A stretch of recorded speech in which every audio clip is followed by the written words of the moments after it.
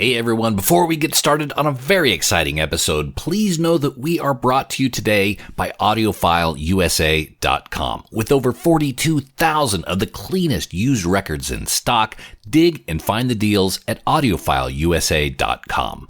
We're also brought to you by Groove Washer, the best record cleaner that protects and prolongs your vinyl. Ask your record retailer for the Groove Washer by name and accept no substitutes. And with that, on with the show. Well, hey everyone, it's Nate. Welcome to episode 307 of The Vinyl Guide, the podcast for record collectors and music nerds. And this week, nerd out we shall with none other than Joe Carducci, music writer, record producer, and guy who ran many facets of SST Records back in the 80s. You may know Joe from some stories told by Henry Rollins, or you may have read his name in some of the punk rock history books as a central figure at a very pivotal time. You may even know of or even own some of Joe's books, including Rock and the Pop Narcotic, Enter Naomi, Stone Mail, Life Against Dementia. Joe also has a new book, Western Stories, out now. You can get a copy from that place online that sells books and everything else, or better yet, you can order Western Stories and any of Joe's other books from an independent bookstore like Night Heron Books, nightheronbooks.com. I'll put the link in the episode page.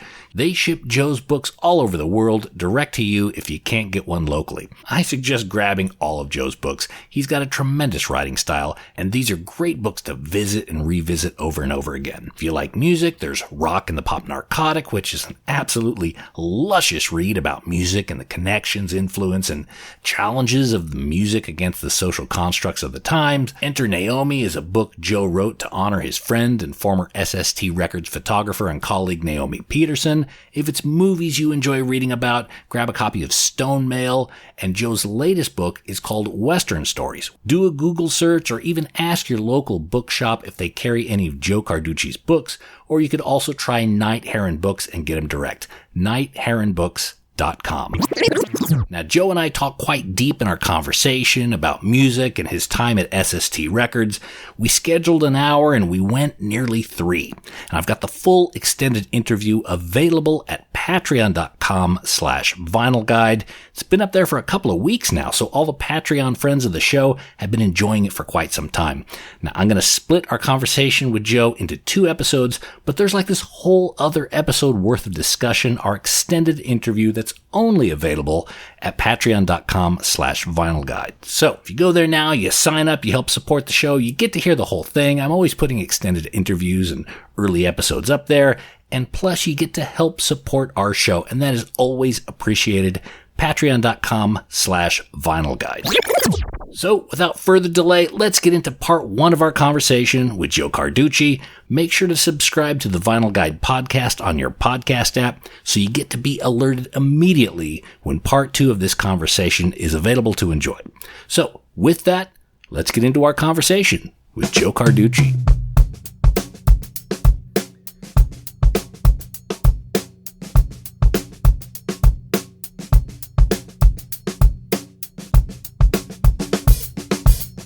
I just started rereading Rock and the Pop Narcotic, and I read it years ago. And at the time, this is before streaming, before all this accessibility. Reading it now, I'm very quickly able to pull up this music, these songs, hear these artists that I may have not paid any attention to previously. And it was a totally different experience than the first time I read it. I could check things for myself. I could listen in. Yeah. And then it occurred to me, writing this book, you needed all the records or CDs or whatever, or have all that music in your head. If you were to tackle Rock and the Pop Narcotic today, how different would your approach have been? Well, yeah, because all you have to do is know what to ask the search bar, you know, on YouTube, and presumably almost everything is going to pop up. I was lucky because people were dumping their vinyl, their LPs primarily, so I could spend $20 and get 12 or 13 albums in the used record stores, and And what I did was I filled out my knowledge of the 60s, late 60s, and the 70s in terms of hard rock or hippie rock or psychedelia or, folk rock, whatever. It took years of going to different stores, and I didn't really start that in L.A. while I was just reading as I started there. Then I moved back to Chicago, and so it was the used record stores in Chicago that I did most of the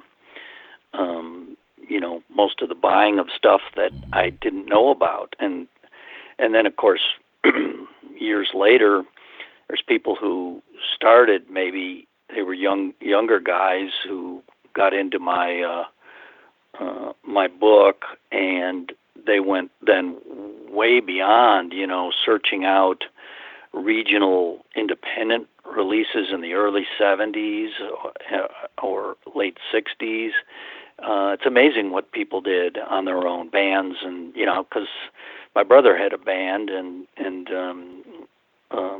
Byron Coley just put out the old tapes from 1975. I mean, when we were kids, I would go around and they'd play high schools, and they were a prog band, instrumental, so kind of a hard sell, but they basically just played the schools around town here, and I would record the band on my brother's 4-track Docorder reel-to-reel, and so some of those tapes, we put on vinyl last year.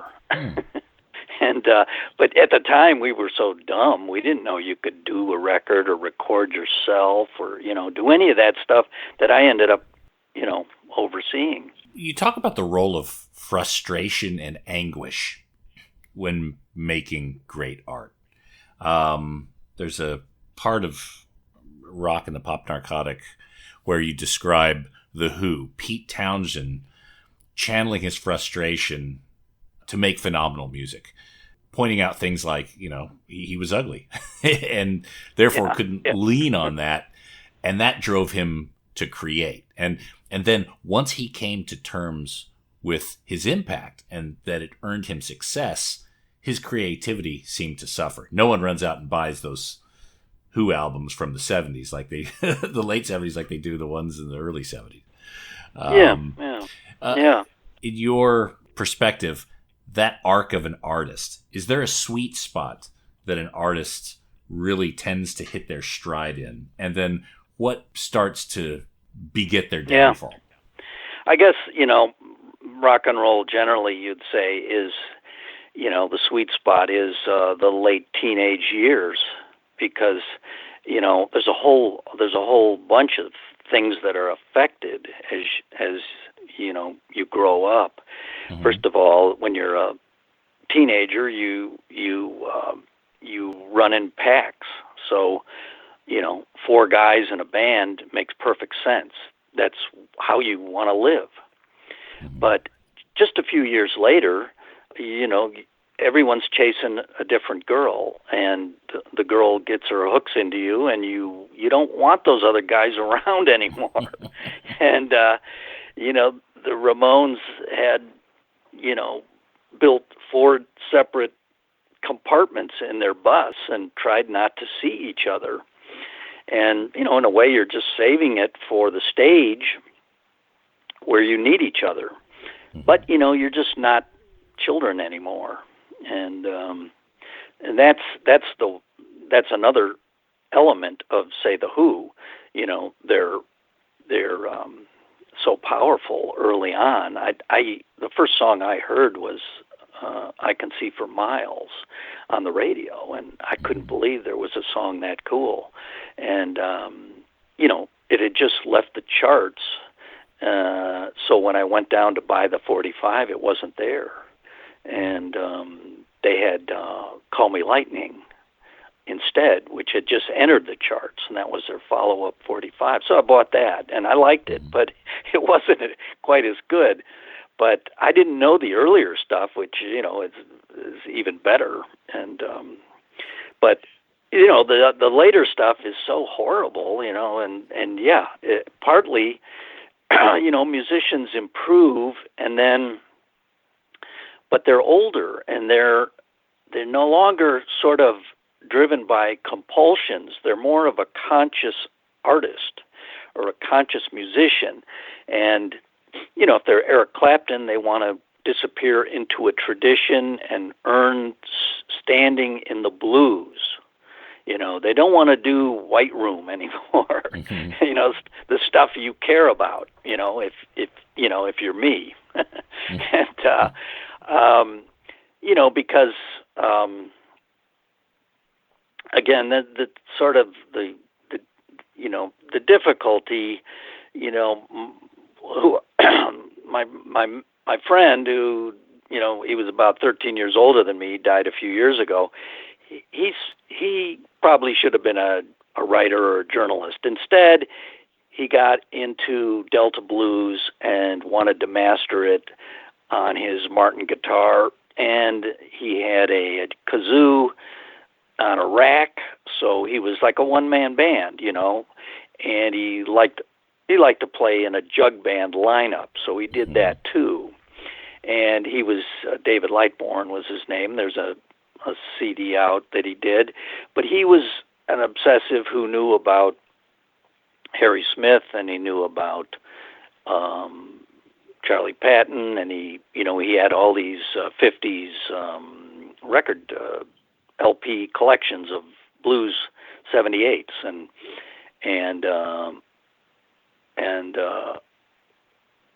kind of followed Dylan as well. But once Hendrix hit, he never followed electric guitar anymore, because it was no longer like R&B blues. The electric guitar, he knew a lot of those players, but he really liked acoustic guitar, and he would play his 78, the 20s and 30s stuff. He would play that louder than I would play my Black Sabbath albums, and because he wanted to hear the guitar playing and the singing as well, but he really was focused on discerning what they were doing on the guitar neck. Mm-hmm.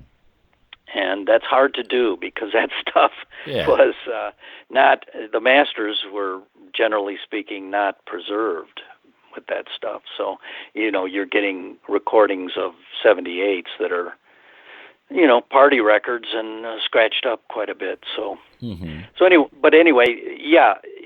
And to your question, rock and roll is probably, going to turn into something a little more adultish as the musician gets older, and it's going to be more of a one man with hirelings behind him, instead of four former friends who grew up together and are kind of giving each other shit because they're starting to get on each other's nerves. I think the Minutemen were very furious with each other, and when D. Boon was killed in the car accident, it made it that much more horrible for the survivors, because they had all these tensions that were unresolved, and I don't think the band was going to necessarily keep going because of those tensions, and they were growing up, and that's what happens is, you want to do what Bob Mould did with Husker Du. You don't want to have to explain what you want to do to Grant and Greg, and you have to, because they own the band as much as you do. And certainly Grant was in competition with Bob, and the band broke up when Bob told Grant he wasn't going to get 50% of the songs on the next album. At least that's the story I heard. But, the issue is typical of every band, is who controls the band. And ultimately, I think Pete Townsend, he was he was writing out the parts for the other guys, and what's in a demo that was already done, and presenting Entwistle and Keith Moon, learn these parts. Well, that's boring. You might as well do a Pete Townshend solo album, hire people to lay it down. They're not going to be, their feelings won't be hurt. You don't have to explain yourself even. What role would the tension between bandmates in those positions, for example, in Husker Du or in The Who, what role does that tension play in the band? I always assumed it was a bit of a motivator. Yeah. I mean, it's audible for sure, and it's not a sign of mental health that you're putting out exciting rock and roll music. It's probably the reverse. Building on that, let's say Pete Townshend decided to do a solo album, hired musicians. I don't think he could have hired a drummer and essentially told him, play what Keith Moon would play, just don't give me his problems. I know.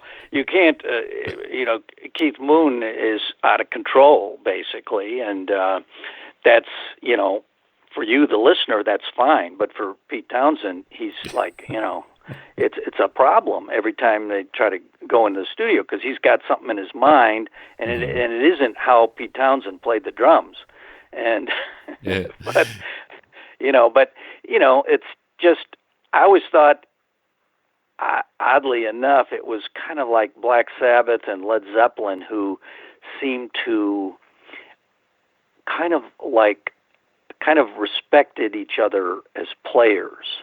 And I think it's because Tony Iommi got a look at Jethro Tull.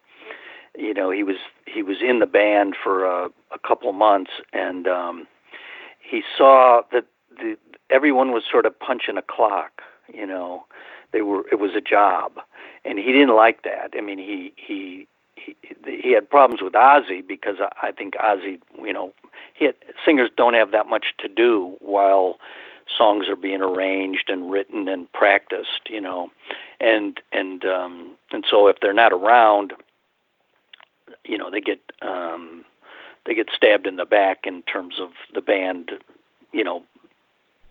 badinage. They'll bond against the singer if you're not careful, and resentment on top of that. Yeah, but in comparison to what you're saying, I think they wanted Bill Ward to play, and they wanted Geezer Butler, and Iommi would do records without any of them, but I don't think he wanted to.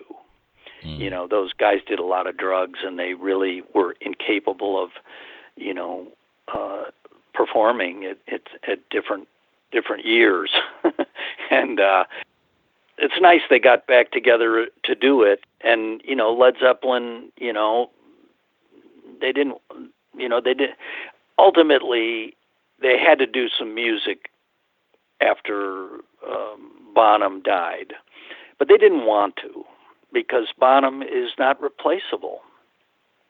And that just, they knew they had the drummer for what they were doing. And they're not that heavy a band without Bonham. Bonham just, you follow the drummer, because his feel is so dominant. And John Paul Jones kind of framed it, and probably wasn't as respected by Page. But yeah, each band is a little bit different, but these pressures are the same, and that's not even to do with the industry or what do we need to do to give our music the best chance to get on the radio for people to hear it, so that we have people at the shows. That's hard, that's not what you want bands to be thinking about. What's your opinion of the vinyl revival of the last decade? The cost, the collectability, people going back to the format? It's I like the vinyl era. I left SST right after, the one about the last mastering I oversaw was the Blasting Concept Volume 2, and I guess I did that in early 1986, and it was the first record we cut for vinyl and for cassette, and we'd done cassettes simultaneous mastering, but it was the first one we did for digital CD, and so I never, then I left SST. I was involved with a few other musical things, but I never bonded with, I never understood it from the record label part. And when the closest was when I did a label called O&O Records, and we had a side label, Upland, which is where my friend David Lightburn's record is, his jug band. And we did that with the Descendants, and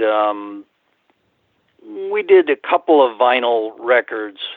We mostly just did CDs, and it was the downturn period, 2000 to 2008 or 9, I guess, and the distribution was all foreign to me.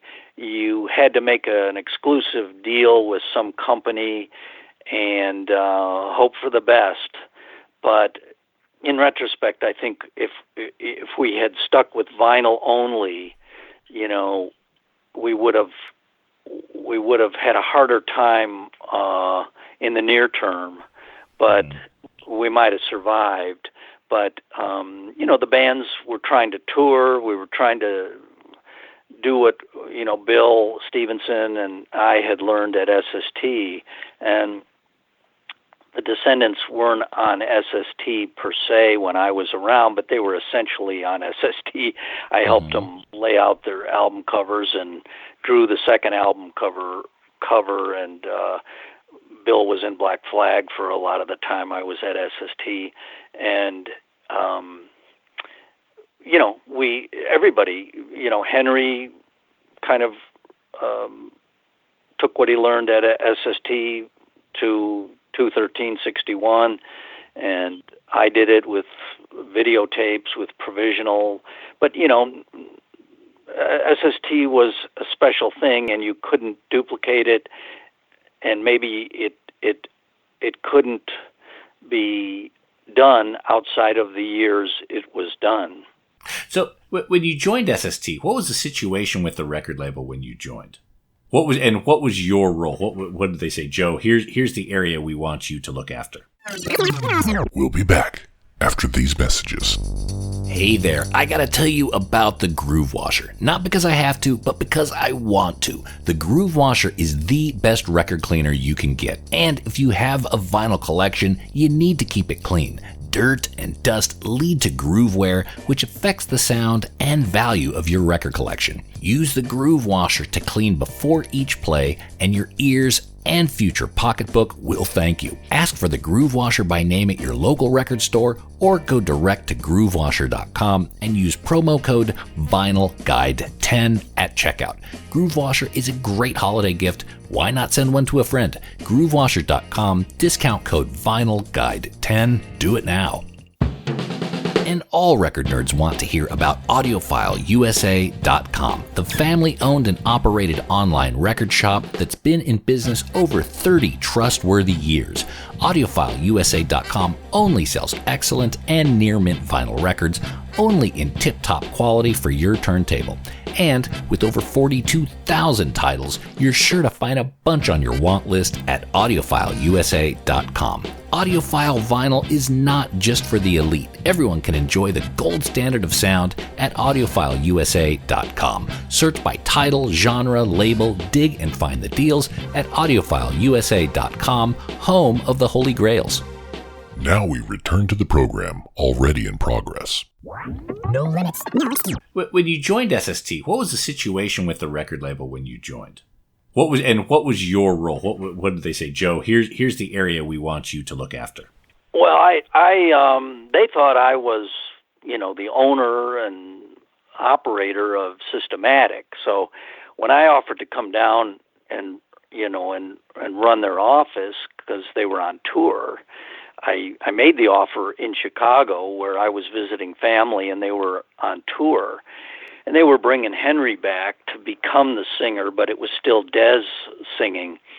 And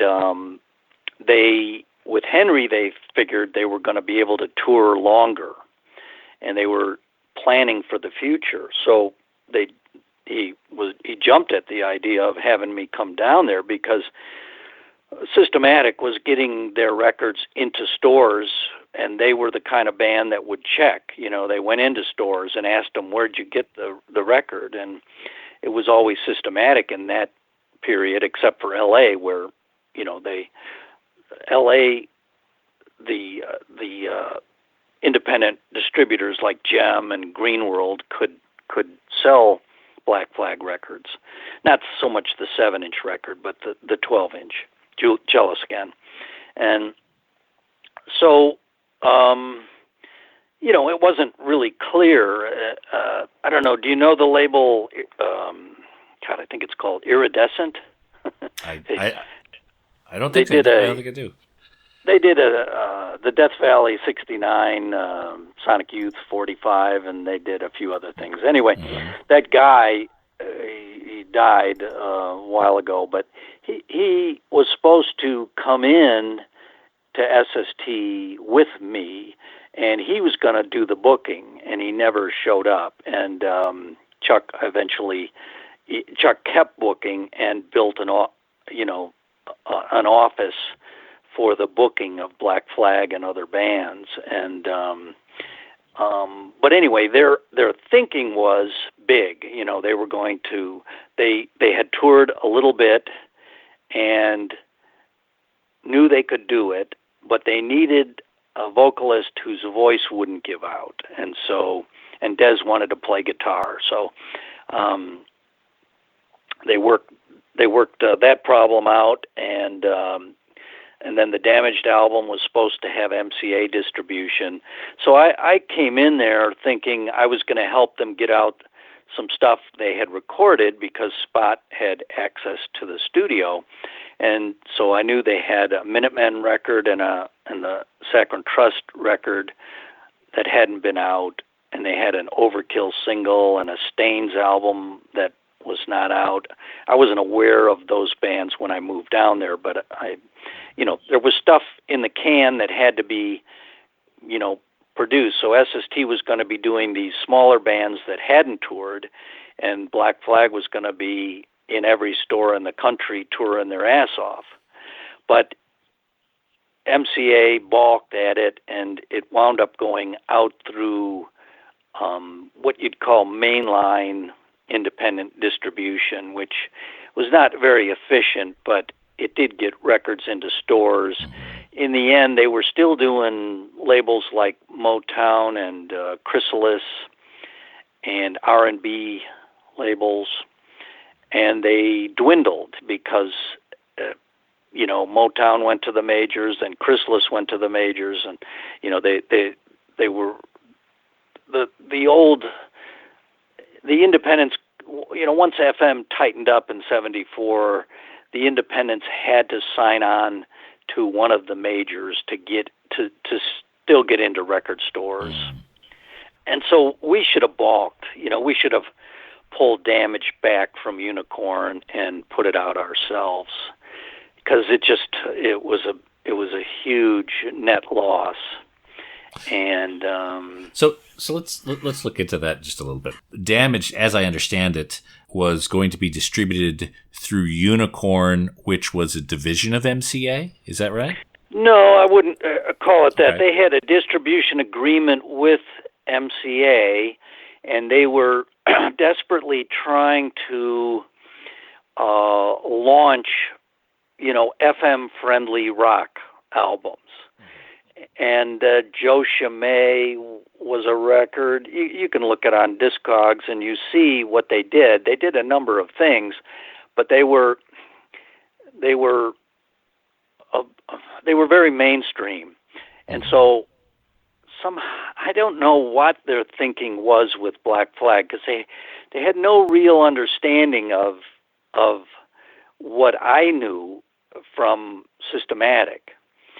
Systematic sold records COD to small stores, mostly used record stores that had some new vinyl, and but they paid COD, so they didn't buy that many, but they started to restock what they liked, and that was stuff like Joy Division and Young Marble Giants. We were distributing Rough Trade material, and their family of labels, I guess you'd call it, Mute Records, so the Normal 45, and then Misfits, Adolescents, Avengers, Angry Samoans, Black Flag, all that stuff began to really sell in late '80, probably. Flipper, Dead Kennedys, but she, Unicorn didn't really know any of that stuff, but they kind of found out quickly that they could sell Black Flag albums COD virtually to Systematic and Rough Trade and a few places like that, and they weren't paying any of their bills, so they were going to go bankrupt. And MCA saw that their records were coming back, returns, and their account was, it was just nonsense because nothing was working. None of their records sold, and they were in debt to MCA. And so MCA was paying them probably an option agreement, quarterly or something per record. And they just said, they were going to say, they were just going to drop it. But the guy couldn't resist. I think he asked Rolling Stone magazine about Black Flag, and they told him, oh, they're racist, destructive, horrible people. And the song White Minority on Jealous Again, people like Robert Christgau, and they just misunderstood it. I mean, the band was half Latino at that point, and Spot is an African American, so the band didn't know what they were talking about. They were making fun of something, racism, I guess. So he thought he would, act like he was making a moral stand against Black Flag in dropping Unicorn, which it was a dollar decision, as probably everything at MCA used to be. But there was this Rolling Stone problem. Jan Wenner had a problem with punk rock and hated it, and was harsh in his mellow, I guess. And so he looks like a fool. I mean, it only helped Black Flag in a way, but we should have gotten off of Unicorn. Problem was they had recorded the Black Flag album at Unicorn. So in a way we got sort of tied into the situation at Unicorn. We did the Meat Puppets there. We did an Overkill album there. Spot, was using the studio for stuff, and it was it was easy to go to the other. We almost threw everything into that Unicorn Pickwick distribution system, and we're lucky we didn't, because eventually we had our cash flow building from the Black Flag back catalog and the Minutemen and the Saccharine Trust and the Meat Puppets, and then Husker Du, St. Vitus, and everybody else, So once that it became apparent that MCA didn't want their logos on the records, whose idea was it to develop that sticker? And then what was the process of then applying that to some 10,000, 20,000 records? Yeah, I think it was 25,000 covers had been printed, and it would have been Greg and Chuck talking to Daphna, who ran Unicorn, And I don't know. I don't know. It was probably either Greg or Chuck's idea, and they were the brains behind any kind of thing like that. And Daphne probably would have said, "Well, we have to reprint the covers," and Greg and Chuck had been doing stuff, and so maybe they knew that you could just make use of it in some way, and Daphne was pretty sketchy herself, so she would understand. If she might not have wanted to pick a fight with MCA because her dream had been to break into the charts and become a successful record boutique label. And you can't, you couldn't, by then you could tell you couldn't do it without a major, for the same reason Motown and Chrysalis all left the independent distribution. Now, at one point, SST seemed to absorb New Alliance. What are your recollections about that? What was the conversation with Mike and Dee Boone on it?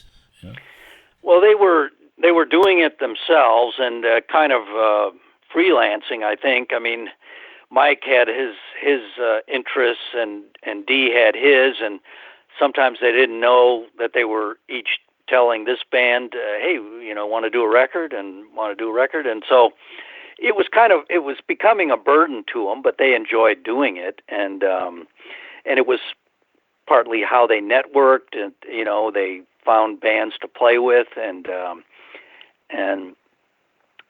at different times, the second Descendants album was going to be called The Bold Crusaders, because Bill didn't want to release a record. He didn't want to release a Descendants record while he was in Black Flag, and so he was going to put. I don't know why. I trusted he knew what he was doing. So we were setting that up, and I was going to put the Bold Crusaders album on SST. And then when he gets kicked out of the label, I still assume he's going to be on SST, but Greg called and said, no, we can't do the Descendants. It was then going to be called the Descendants because he wasn't in Black Flag anymore. And Greg put the kibosh on that for some reason. It's the same reason we didn't put out Milo Goes to College. We were going to put that out because I was helping Bill put the album cover together, and Spot was doing the record, and Black Flag was on tour with Damaged, and the record was so good, and I was going to see him every week. They had a gig. They were finally, in the circuit. People were seeing how good they were. They weren't drawing a lot of people, but the Descendants were playing, a small bar or somewhere around L.A. every week, and I was going out with them because, I was the only one at SST at the time, and so I had time to do that, and they were just great. They were unbelievable, really, how good they were, and so I told those guys on tour on the phone, hey, shouldn't we put out the Descendants record? And they knew Bill going back to when I guess he was, a teenager who was, working the fishing boats. Yeah, and a handful. He was reactionary, and Greg and Chuck, in their description, he would be reactionary, which would mean he didn't understand business, and he would complain behind your back or say things that he didn't know anything about. And Bill will admit that was true, But I didn't. I understood Bill. I didn't know him as well as those guys did, so I just figured, well, we can't do your record, Bill, on SST, and he didn't like that. But so then, he or I called Mike, and he says, sure, we'll do it. And then, but they weren't really functioning so much as New Alliance because the Minutemen were too busy now. So, right. So what we agreed to do was we went over to Enigma or Green World. I don't even know who it was at the time. They were one company originally, and Enigma was the label and Green World was the distributor. And so we just made an M&D agreement with Enigma, and that way the Minutemen didn't have to manufacture it or distribute it. It was on New Alliance, and it was the Descendants record, and it was my drawing of Milo in a diaper on the cover, and it came out, and it was okay. They still were not quite a touring band, so until you're a touring band, at that point, Greg and Chuck signed the Descendants and did all those records. So it was kind of a stupid little mini drama where I had to throw Bill Stevenson off of SST. But in terms of the New Alliance, once D. Boon is killed, then really Mike lost heart and motivation, of course, for a year probably, and I wasn't out there anymore. So it was, I think, Mike who sold the label to Greg and Chuck, and Mugger may still have been an owner. So there may have been 3 owners of SST at the time, and we were already marketing, I think, the Land Speed record and some of the New Alliance titles that it was hard for the Minutemen to keep in print. Were you around when Raymond got upset about the artwork on Loose Nut? No. I mean, I wasn't, let me think. I was at the label when the records came out, but they were doing the art at Global. I'm trying to remember this. Yeah, and I think it was the Wasted Again Best of Black Flag record that was being put together. And this was after I left, so it's late 86 or 87 maybe. And I believe that's when Raymond went over to SST. Probably it was late 86, and took whatever he could find of his artwork away. And that's why there would have been Raymond artwork on the Wasted Again album, and instead there's another friend of the band, and I think a friend of Raymond's too, that I think did the artwork for that Black Flag compilation album. So that's a little bit later. I mean, I always knew that there was tension between, Greg and Chuck and Raymond. That was obvious, but Greg's been vilified throughout the years. Do you feel he's earned that, or is he misunderstood? What's your perspective? Well, I mean, he made everything happen. So there's certain things you can't take away from Greg Ginn, and you see it in the threads on Facebook. People arguing about it. There's no real sense to some things, except the reason a musician smokes pot, and I know this from my friend David Lightbourne. David believes that you can't get better than Charlie Patton.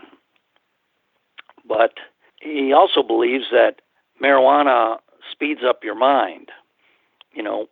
From the outside looking in, it seems to slow people down. But inside, they believe their mind is speeding up. And so here they see the note and the rhythm approaching in the song they're playing. They see it in slow motion because they think it's coming at them much slower because their mind is going so fast that they can put the note, the pick to the string, on either side of the rhythm they choose, right where they want it. And that's what marijuana does for, especially for white boys who always want to rush the beat. And I don't know. I think it's a performance anxiety reliever that in the long run you'd be better off as a performer if you learned to face your stage fright head on, face down the nervousness.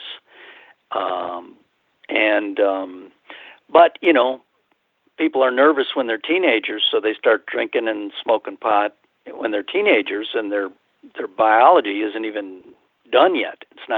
It's still, in the process of maturing. It's the wrong time to do it. Mm-hmm. But so I think marijuana is some reason. I mean, you don't realize. I mean, St. Vitus told me that they called me up when I was in Chicago and said, we can't get Greg on the phone, and we have this offer from a German record label. Hellhound was the label. And they wanted my advice because, I was the one who had worked on their SST records. And a year after I left, I went back out there and did their last record for SST, Mournful Cries. And so it was sometime in 88 or 89. And they kept calling SST, and Greg wouldn't come to the phone and didn't call him back. And so I didn't say go with it or not. I didn't know the situation. I didn't know the reputation. I knew that there was interest in Germany because they'd been on a compilation album in Germany, and aggressive label had put out something. And but I didn't say don't do it. So eventually they do it. And when they signed to the German label, then Greg calls them and tells him he thinks that's a mistake, and he didn't want to shine them on. He wants to do their next record, but they were signed already, and that tells me that marijuana. He didn't realize that the clock was ticking. Because he was smoking too much pot. That's what that means. Yeah. There could be some psychological aversion to responsibility. Well, musicians, we're talking about musicians, and you notice it if you go into the studio with a musician. They always get their back up a little bit because what goes down to tape is immortal and it's not changeable. And live, you can always just go back and turn the amp up a little bit and just blow through it. If you don't like listening to the drummer, listen to the bass player. I mean, you can do something in the moment, but in the recording studio, that engineer, producer, he's going to solo your instrument, and you're not going to be able to live with it. I mean, it's going to be hard for you to sit still. You're going to want to tool with it, toy with it, do it again forever, and that's sort of what's happening today because, a home studio playing to the computer, Pro Tools, you can fiddle with it forever. And I think you can kind of hear that, getting back to what we were talking earlier, some amount of anxiety and dissatisfaction makes music exciting for the listener.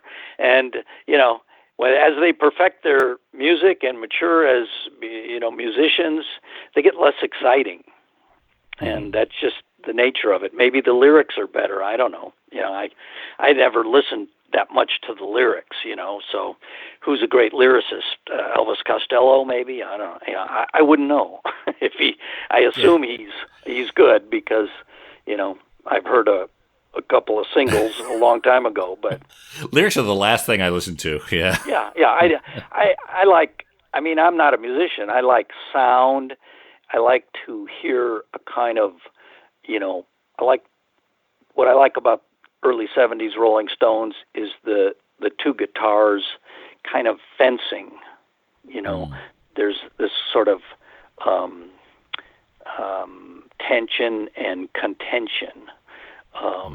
Of clattering rhythms, and that's not what, when you listen to Black Sabbath, what you're hearing, or St. Vitus, you're hearing the guitar fuse with the bass and become this wall, and the drum has a lot of detail, but the guitar bass is fusing into this wall that has a shape and a form, and you want it. Mm-hmm. I like how I produced some of the Vitus things, but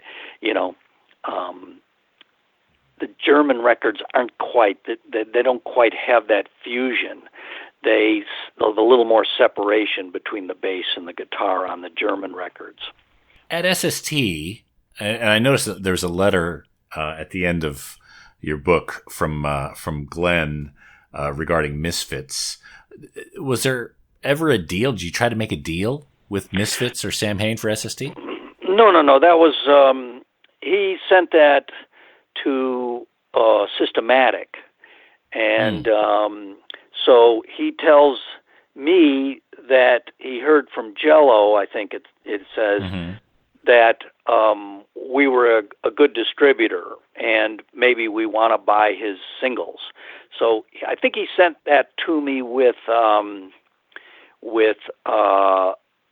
the Bullet EP sample, and I played it, and immediately played it on my radio show. I remember I was really into it, and so we ordered that while we were still Renaissance Records up in Portland, and then we kept distributing.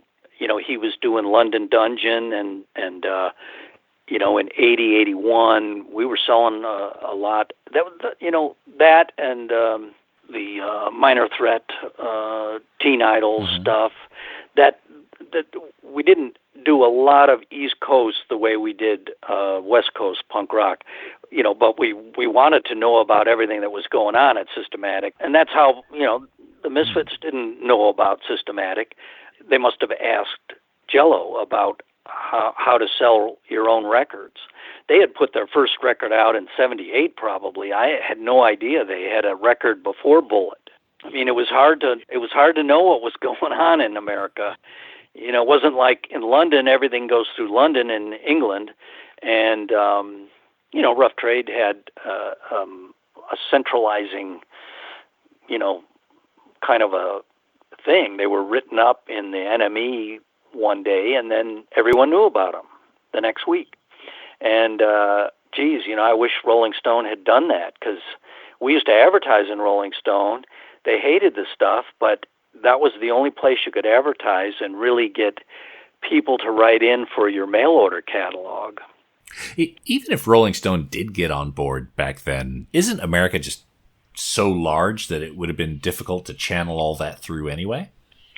Well, yeah, I mean, there was a lot of stuff, but here's the thing. You go back and you listen to the two singles that the first single, really, the Weirdos single that they did for Bomp. Destroy All Music. Yeah, what was the other side? Why Do You Exist? Or Why Do You Exist and Life of Crime. Yeah, Life of Crime. That's the hit. Life of Crime. See, that's where radio and the major labels could have gotten into LA punk rock, is Life of Crime. The Zeros were from San Diego, but their singles are also, more like FM rock, maybe Wimp, on Bomp. So when he didn't sell those, it's the audience for West Coast punk rock didn't really show up until hardcore, in 1980. And then those records make more sense to people, and yet, the second Weirdo single on Slash is not as pop.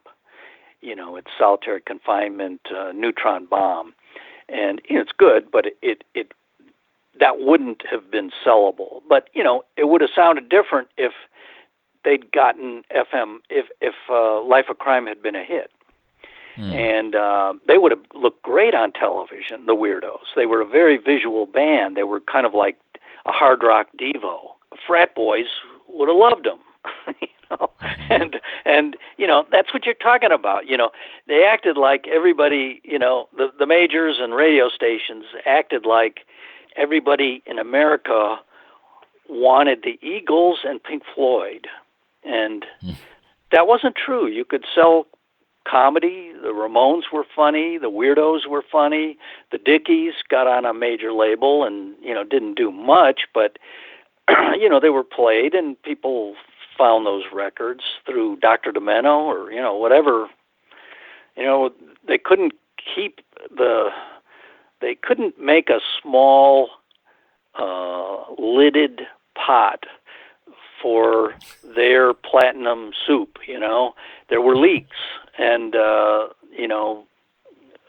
people found a way to reach people, but Jesus, it didn't have to take 15 years. I mean, they made the Ramones into, almost like they had to be monks, on an endless pilgrimage, when they really should have had some money to well, Dee Dee would have probably died much earlier if he had some money, but you know what I mean. They should have had some. I just think now their publishing money is just gushing into whoever, their brothers and sisters, their family. They're probably a bunch of lawyers, actually. Yeah, I mean, I hope not, but yeah, it's a crime. Now, in your book, again, this is a very old quote from the early 90s.